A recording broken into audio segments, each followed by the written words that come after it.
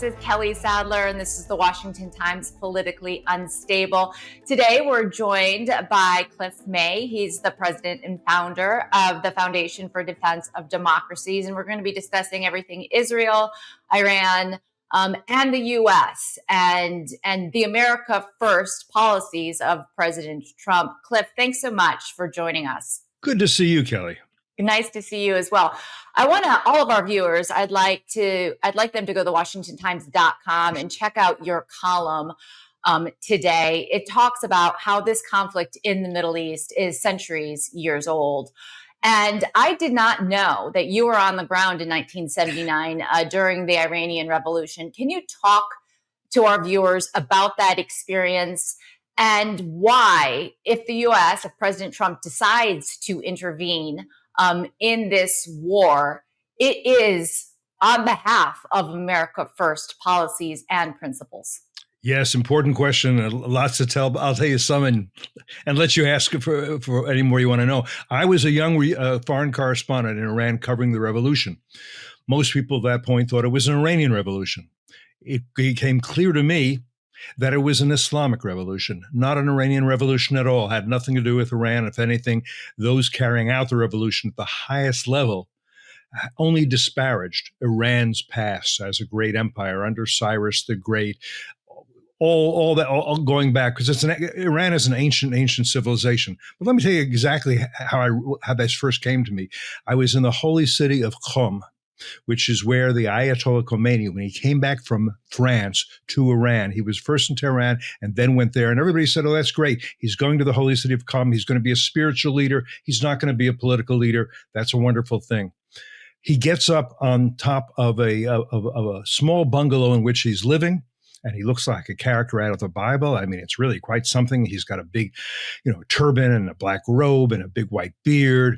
And the crowd goes wild, cheering for him. The women ululating. Kelly, you know what ululating is? I do not know. Okay, all right. Now I do. Right? Yes, I have. So let me just say, I was working at that point with an Iranian producer. I was working, of all things, for Bill Moyer's Journal on PBS. I was to do a documentary. And I didn't know this producer very well. And he turns to me after this is over and he says, Cliff, you sure are lucky. And I said, what do you mean I'm lucky? I said, I tried to figure it out. I said, what do you mean? Well, yeah, you're right. Because a lot of reporters I know, my stage, they're covering the cop shop in Detroit or fires in Minneapolis. And here I am with a front row seat on history. And he says, you don't understand at all, do you? There have only been a few great men in history. One was Moses, one was Jesus, then came Mohammed, and now there is Khomeini, and you are in his divine presence. That's when I understood this was an Islamic revolution. And what I mean by this is that people say, oh, we don't like long wars, we don't want forever wars, we don't want endless wars. This war goes back 1,400 years. Because in the 7th century, I'm sorry, you got to know some history. In the 7th century, Muslim armies sprung out of Arabia and they conquered the Byzantine Christians to the west and they conquered the Iranians to the east. They went as far as what is today Pakistan, well into India, and actually up into the Philippines. They went all the way across North Africa and up into Spain, which for a very long time was a colony of the Muslim empire, of Muslim empires and caliphates. That is what this war is really about. But certainly, just to jump forward, 1979, and they have this Iranian Revolution. From the very beginning, while I'm there, in fact, even before I got there, they are chanting, death to America, death to Israel. Why? Because they want an Islamic revival, and that can only happen with the diminishment or defeat of the West. People forget that for 1,000 years, Muslim empires and caliphates were dominant in much of the world. That ended at the end of World War I, when the Ottoman Empire and Caliphate, the last of the great ones, collapsed. A lot of people thought, well, that's the end of it. No, a lot of people don't. Whether you're Al-Qaeda and Sunni, or whether you're the Islamic Republic of Iran, you want to reestablish Islamic dominance in the world. That's what this war is about. We have to understand. Now, I'll stop there because you may have some questions, but then let's get on to why, although I think it should be clear, but we'll talk more specifically about why this obviously becomes an America first project. What I want to jump to, and I think what there's a lot of people within the MAGA movement that are done with these endless wars, that they elected President Trump because he was going to withdraw us from them. They don't want to start a new one. They remember Iraq, the weapons of mass destruction that weren't actually there, are questioning even whether Iran has the capabilities to have a bomb, or whether, the Israelis and Benjamin Netanyahu jumped the gun. What do you say to that faction of the party, the Tucker Carlsons, the Tulsi Gabbards, before she was brought in to the Trump administration, that are distrusting of intelligence, distrusting of the Israelis, knowing that the Israelis have wanted to, have that are more along the lines of Obama, that we can make a deal with Iran. We don't need to enter a war with them. Okay. There's a war ongoing. Yep. Right. I think the Israelis are a tiny little country, less than 10 million people, size of New Jersey. Iran is the size of Texas with like 90 million people. You think the Israelis really want to fight a war with Iran? If Iran wasn't threatening them with death and trying to, and for a long time surrounding them with a ring of fire, 7 different fronts the Israelis have been fighting on, but they've diminished or defeated Hezbollah, Hamas, almost all of those around them. That's not the problem. But they know, and I talked to an Israeli general about this not long ago. He said, it's great. We have fought on 7 fronts and we've done well. But if Tehran, if this Islamist regime, this jihadi regime gets nuclear weapons and the ability to deliver them, then everything is for naught. They have spent huge amounts of their fortune on underground, on nuclear weapons facilities underground, under mountains. You think you do that so you'll have nuclear power to air-conditioned kindergartens? You don't. President Trump has said, you want civilian nuclear power, peaceful purposes? I'll give it to you. That's not a problem. You want to say, well, we don't really know if they're building a nuclear weapon. Well, that's fine. You'll find out when there's a mushroom cloud. Look, when people are waging a war on you, you've got essentially 2 choices. You can say, okay, if they're going to fight a war on us, we're going to defeat them and we're going to do it decisively. Or you can say we're going to retreat and we'll try to appease them and we'll hope it all goes away. There are various ways to end wars. There's the way Joe Biden did in Afghanistan by capitulating to the Taliban. There's the way that President Obama did in Iraq, which led to the rise of ISIS. And then there's the way that President Trump may want to end this war. I'm not going to tell you I can read his mind, but he's been talking about it. And that would be decisively, because if the Islamic Republic of Iran does not have nuclear weapons facilities, they're not a threat to Israel, to Saudi Arabia, or to the U.S. or anybody else. Then you can go back to saying, let them shout death to America. They don't have the capabilities to fulfill those intentions. But if you want to end wars, you do it by defeating your enemy or letting your enemy defeat you. There really isn't a third alternative. Yeah, well, President Trump today, in brief remarks at the White House, basically called for an unconditional surrender by Iran, and said, as soon as they do that, we can go into the country and bomb all of the nuclear sites, and then they won't have anything. What do you think the possibilities? Because the Ayatollah has already said, we're not going to unconditionally surrender. Reportedly, they called the White House and wanted to meet there with the President of the United States, and they got rebuffed. How do you see, is there any hope for negotiations with them in an unconditional surrender? First of all, there is hope, but only because the president has already demonstrated, I'm not bluffing, guys. You thought I was, but I'm not. You thought I wasn't going to rein in the Israelis and you had no problem with that. I decided not to do that because I gave you 60 days to come to terms with me. You didn't do that. And so on day 61, what did I do? On day 61, I said to the Israelis, do what you need to do. By the way, what also happened on day 61? The IAEA, International Atomic Energy Agencies, said that Iran has been lying about its nuclear weapons development for 20 years. You can say, well, maybe they don't know. Maybe, who knows? Maybe Tucker Carlson knows a lot better. Yeah, could be. But I doubt it. So he's allowed that. So now he's made it real. Now, unconditional surrender, which is a great term. And by the way, in my column, I use it before he said it, saying, unconditional surrender is what Roosevelt insisted on in World War II. He didn't say, you know what, let's see if we can come to terms with maybe if we let the Germans have, I don't know, Poland and Czechoslovakia, and maybe we can have an exit strategy to war. No, he said, here's what's going to happen. Germany and Japan, it's going to be unconditional surrender, and we'll know that war is over. Otherwise, the war just continues. Now, it can mean many things. Unconditional surrender could mean that the supreme leader, Ali Khamenei, simply says what Trump has told him to say. I understand what you're telling me. I can't have nuclear weapons. They have to be dismantled verifiably, and I can no longer enrich uranium. I agree to all that. I'm sorry to agree to all that, but it's the only way I keep my regime in power. I understand that. You're not kidding me. You're not bluffing. I'll do it. He could do that. He may not want to do that. He's in his 80s. I think he is a true believer. He is a jihadi. He despises the West. And I gave you a little bit of history just a second ago, Kelly. So when Obama says to him, I want you, if you remember, and he did to Ali Khamenei, I want you to be in the right side of history.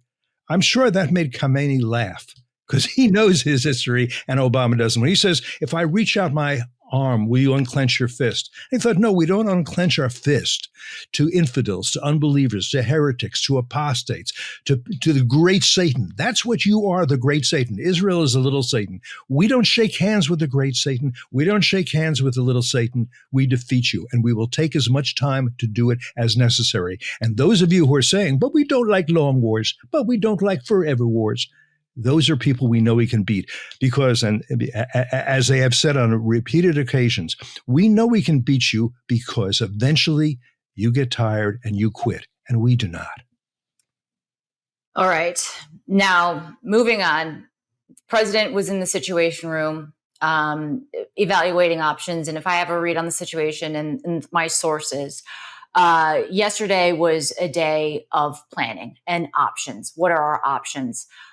If we need to take out these nuclear sites, how do we do that? What can the Israelis do on their own?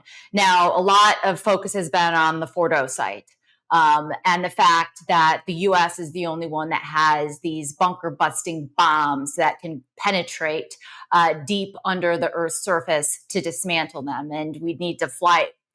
They'd have to be on B-52s. There's not a lot of pilots flown out of Missouri, a 30-hour round trip, a lot of logistical planning.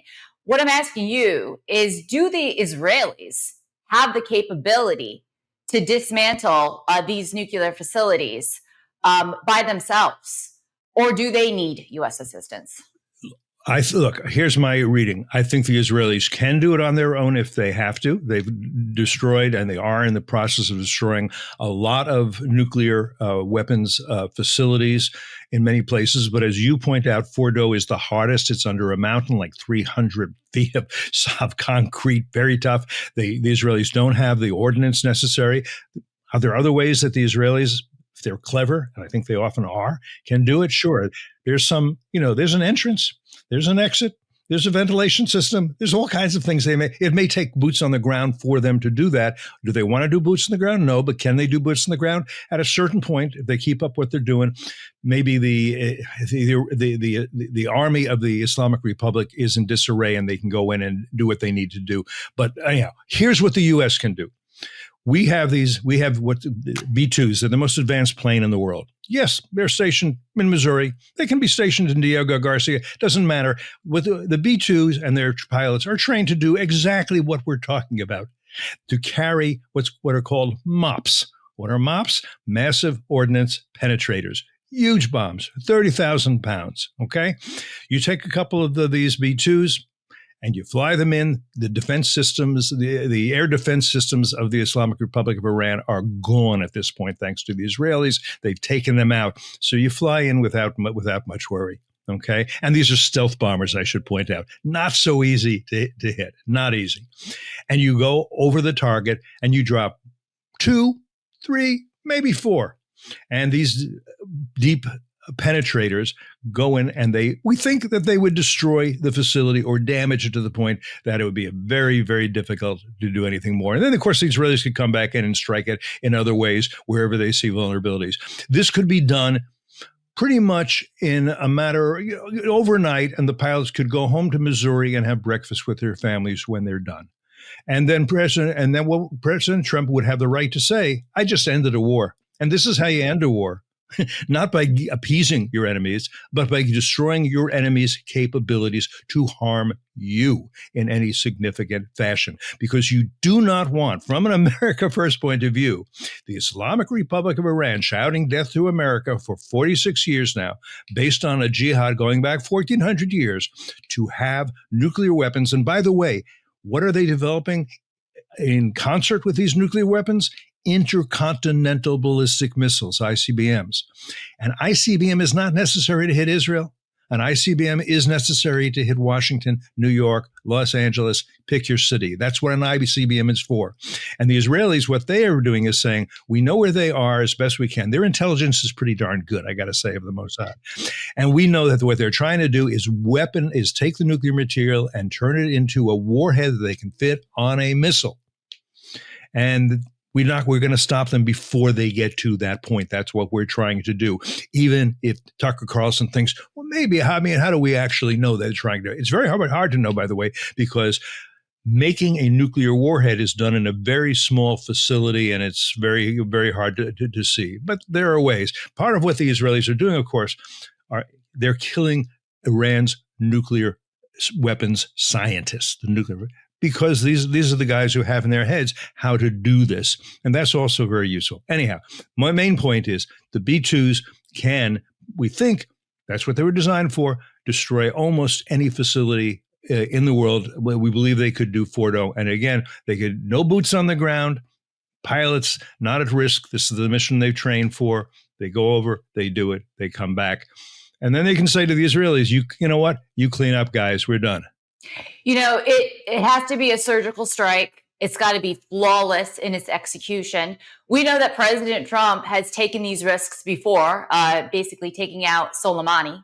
And he, of course, today he was like, I may not. You can't give away because it's going to be a very, very intense mission if the president chooses to do so. And I think most within the MAGA world think that that's okay. And let's just point out the fact that Tucker Carlson has been wrong. He said as soon as the Israelis strike Iran is going to basically blow them up, he way overestimated their military might and strength. And the fact that the U.S. and Israel has total dominance over the air in Iran proves that, as well as I think Iran's gone through a third or more of their ballistic missiles. So their inventory, their stockpiles are running low, and every single night that passes, fewer and fewer rockets are fired on Tel Aviv and Jerusalem. I think where the concern comes in is what happens after the strike. If we decide to do this strike, or if the Israelis go it alone into this strike, what happens after? The Ayatollah, as you mentioned, is 86 years old. I think probably he's a dead man walking regardless. We have proven not to be great at regime change here in the U.S. We've got a history of being mired down. So what happens next? What happens after the strike if we decide to join, or if the Israelis go it alone? Yeah, we don't know for sure, but let me give you a couple of scenarios. One possibility is you end up with a crippled Islamic Republic of Iran. It no longer has the capacity to threaten its neighbors. It can't threaten Israel, can't threaten Saudi Arabia, can't threaten anybody in the region. And it's also probably somewhat impoverished. By the way, the Israelis could impoverish them. Very easy. Just take out all their oil. They don't sell very much else. The Israelis don't want to do that, because they're not trying to impoverish them, because it's not against the people of Iran, who the Israelis believe, I believe as well. Most of them don't like this regime. So you're not trying to impoverish them. They've been very careful to try to avoid any collateral damage, very targeted, everything they do, military strikes on military targets. That's all there. So one thing is you have a crippled Islamic Republic of Iran. It's no longer such a great partner for Beijing, Moscow, North Korea. It's not nuclear like the other ones are. It becomes not much of a problem in the world. Another possibility is that the people of Iran, who I just said I don't think like this regime, get bold and say this is a weak regime. It's failed us for years. It's oppressed us for years. It's attacked women. It's shot women literally in the face for not covering their hair properly. We're going to stage a revolution. Not easy to do, but it'll be easier to do after what the Israelis are doing to the IRGC, the Islamic Revolutionary Guards, the Basij, which are sort of stormtroopers. Much easier. They might do that.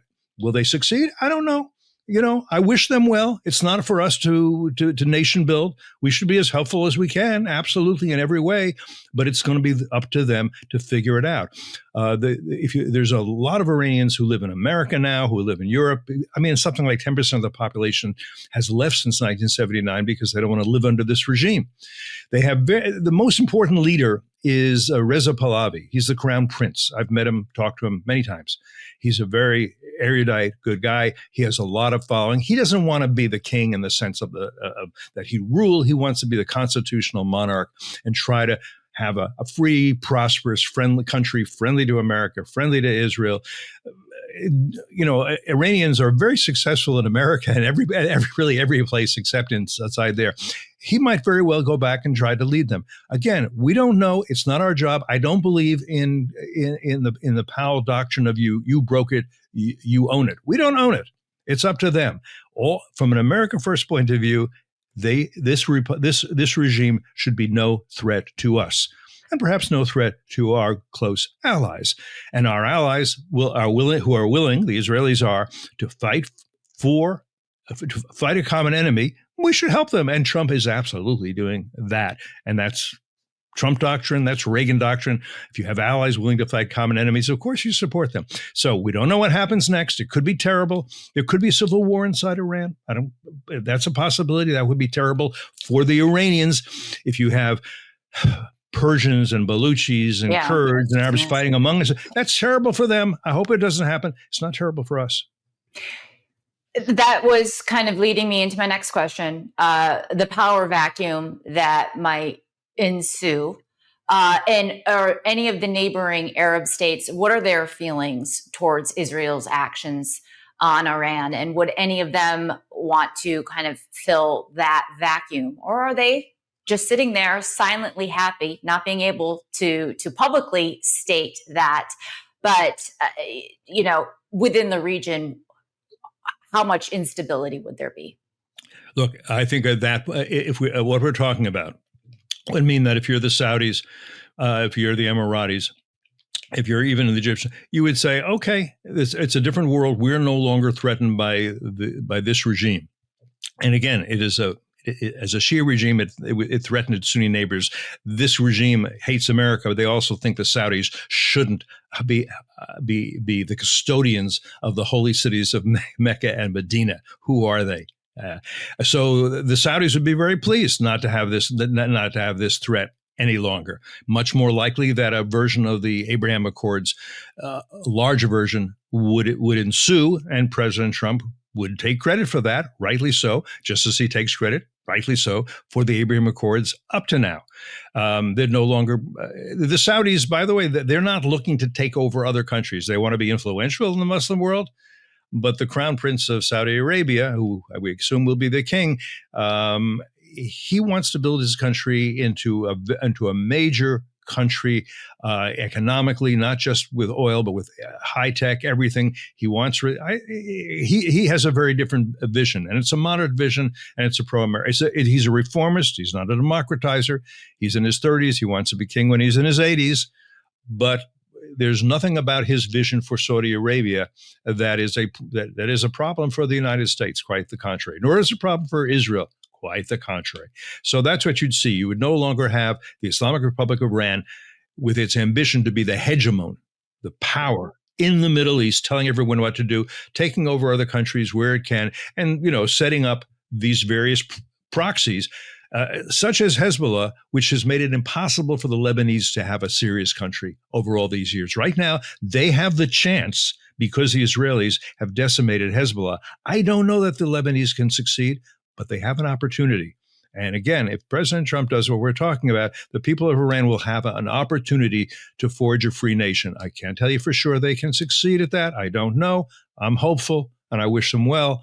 but their neighbors will all be relieved, and the Middle East will be reformed, and it'll be reformed by President Trump. That'll be part of his legacy. Well, I mean, we're on the precipice of Israel becoming the dominant superpower in the Middle East. It doesn't want to be the dominant superpower in the sense that we tell everybody what to do. It just wants to be safe. But to maintain stability in the region, everyone, it's the power shift that's happening in real time, reversing decades and decades and decades of the status quo in the Middle East is being reshaped before our eyes. It's absolutely stunning. So I think these next few days, weeks, will be pivotal in seeing what the outcome is. But I appreciate your wisdom, expertise, history, and knowledge on this topic. And I know our viewers do as well.